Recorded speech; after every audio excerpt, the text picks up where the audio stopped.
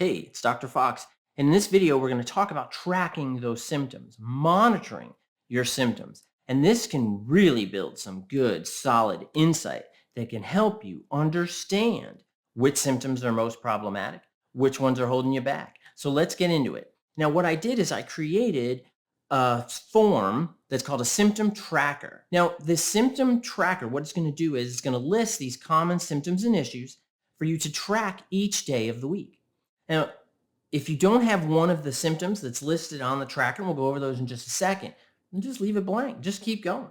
Now, what the goal of this is to build insight into your symptoms. And this can be really great to bring to therapy. This can be really great if you're doing like workbook stuff and add it to that and expand it. Remember, the more you know, the more insight you have, the more you are able to control BPD, your actions and reactions to different situations, your thoughts, feelings, and behaviors, and all of that stuff. So the symptoms and issues related to BPD is what I've listed here. And it goes under mild, moderate, severe, or extreme.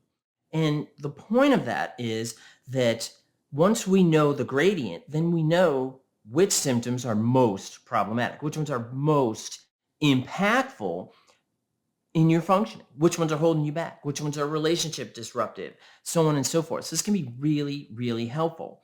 Now let's talk about the areas or the symptoms and issues that the symptom tracker talks about. And I'll also tell you that how to get it, which would be helpful, is that you can get it on my website. I'll put the link in the comment section so you can go and check it out. And I hope you find it helpful. I hope it's really useful in you learning about yourself and your symptoms. So let's talk about those symptoms and issues. So the first one, relationship problems. And remember, right, relationship problems, such a broad topic. But if you feel that you have relationship problems, are your relationship problems, remember, because it's the BPD, symptoms and issues tracker. So is BPD create or add to your relationship problems? Is it mild, moderate, severe, or extreme?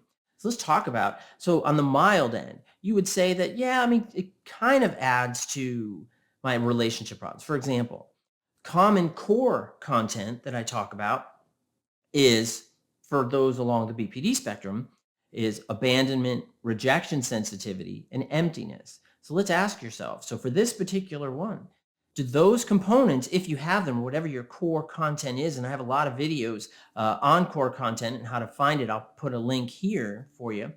And does it impact your relationship? Is it a mild impact? So my abandonment, for example, how does that impact my relationship? Is it a little? Is it, well, causes some problems? Or is it like really disruptive? Or is it extreme, meaning that I've destroyed relationships, whether they're friends, romantic, whatever it may be, because of that issue? Hey, let's go on to the next one. So then we got abandonment fears. And again, this is really common core content. How impactful is that in your life? And how about not knowing who I am? That's another one. And this is that unstable self-image that a lot of individuals along that BPD spectrum experience, not knowing who I am. So what's your self-definition? If someone were to ask you, what are you all about? Or what do you believe in? Your initial response, and this is true for a lot of us, is to say, well, I don't know, because that's such a broad question. So not knowing who I am, when we look at that question, it's about, what are my political beliefs? What are my beliefs about my ability? What are my beliefs and value in various relationships? What am I? How do I function? How well do I know myself? Do I know that if this happens, I'm going to get frustrated? If this happens, I'm going to be really excited and happy, so on and so forth. So knowing who you are, mild, moderate, severe, or extreme. The next one is harmful impulsivity. And that means that you don't even think. Sometimes that core content gets activated, or it's a trigger or emotional button. And I'll put a link here for what emotional buttons are and how to define them. And so when that happens, right, your trigger, emotional buttons, or that core content activation, or all three, do you engage in harmful impulsivity? That means you don't even think that what you engage in is destructive. What's that degree of destructiveness in your life? The impact of that destructiveness in your life. The next one is suicidal gestures, threats, thoughts, And it's really important to track this. And if you're in therapy, it's important to visit it, to explore it, make sure that you're open and honest with your mental health provider about this. If not, all over the world, there are various resources, suicide prevention resources. There's a lot on every social media platform. There's a lot on Google. You can just type it in, or whatever, Bing, whatever search engine you're using. But how impactful are those thoughts? How intense and chronic are those thoughts? We want to add that in there as well. Now, then we talk about intense, unstable moods. And this is that you get these moods, and just how intense are they? And when we talk about the intensity of your moods, what we're talking about is how just impactful and what's the drive of those moods. Happy, mad, sad, bored, whatever it may be, that your moods, not only do they change often, but how much do they drive your behavior? Now, each of these symptoms are not mutually exclusive. Many of them are going to be connected. So intense, unstable moods can certainly impact your impulsivity.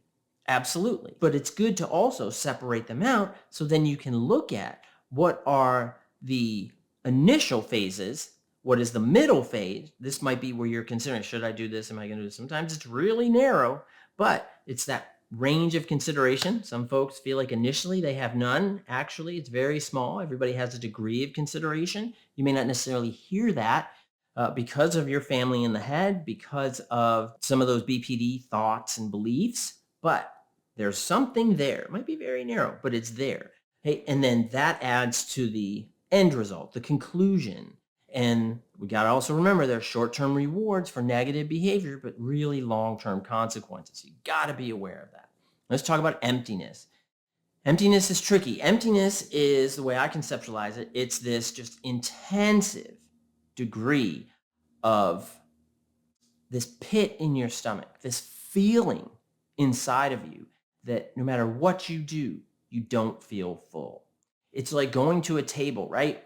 And you're just eating everything on the table, eating everything on the table. And instead of it going in your stomach, let's just say, right, that there's this chute in your back and you're eating it and it's going right out the chute. So no matter what, and I don't mean chute like that, you know what I'm saying, but right, that it just doesn't stick, it doesn't stay. And it's just this sense of what could fulfill you, this emptiness. And emptiness can be paired with loneliness, abandonment, moods that we just talked about, impulsivity, all of these factors. But here, what's the degree of emptiness? How empty do you feel?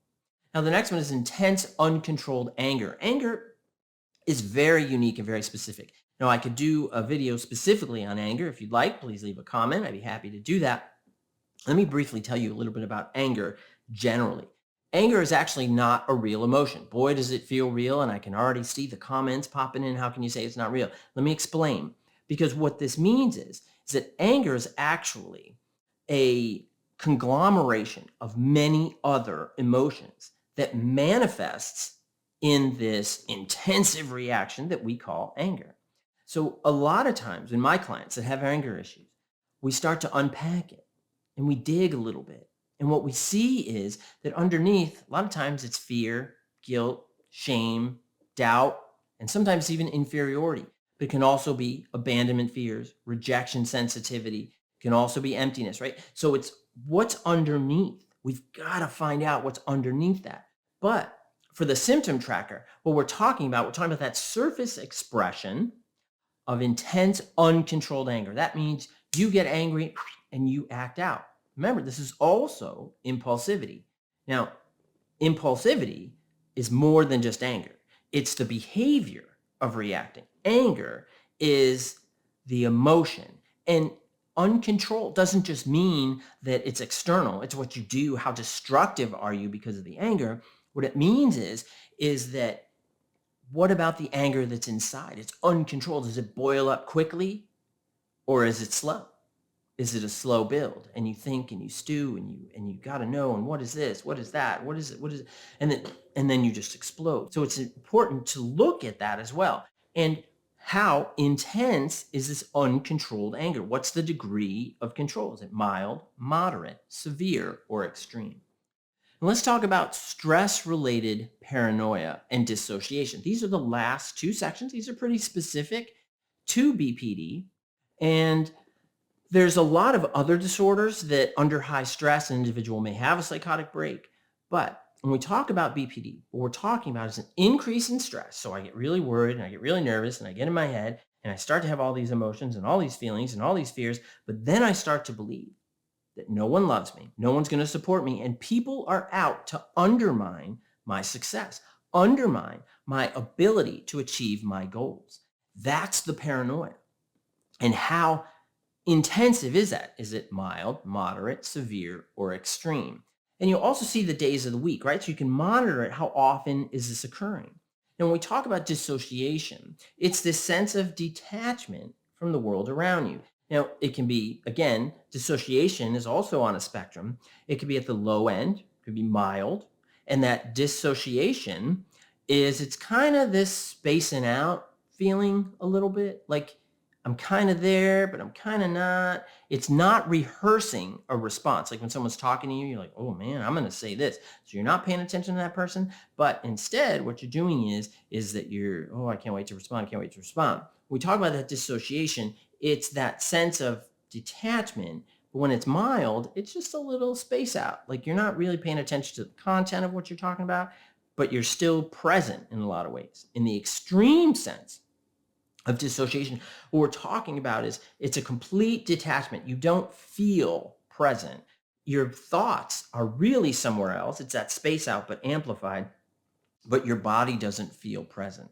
Like right now, I feel very present in my chair, right? I've got my arms here on the chair. I know within the space of the room, I got a good idea as to where my elbows are to the wall or to the floor, to the ceiling, right? Look like I was going to do a basketball shot there, right?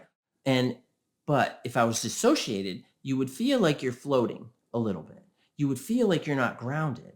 And if I were to try to get a sense of these armchairs, that it would feel like, oh, how far away are they? Like I have a good idea as to where these arms are on the chair. But if I was dissociating, I would feel very lost and uncertain as to where it is. So that's that dissociation. So try this symptom tracker. I think it'll really help to build that insight. Use it in therapy. Use it for your own edification. Use it in conjunction with different books or workbooks, my workbooks or other ones. That's fine. It's about building that insight. And this is going to help you. Just knowing this isn't enough. It's using this information to help you do it differently, to lessen the severity of these symptoms and issues, lessen its adverse impact on you. And that's exactly what it's for and what I want you to do. Leave comments, try it, let me know, and I look forward to hearing from you. I'll see you next time. Thanks. Bye-bye.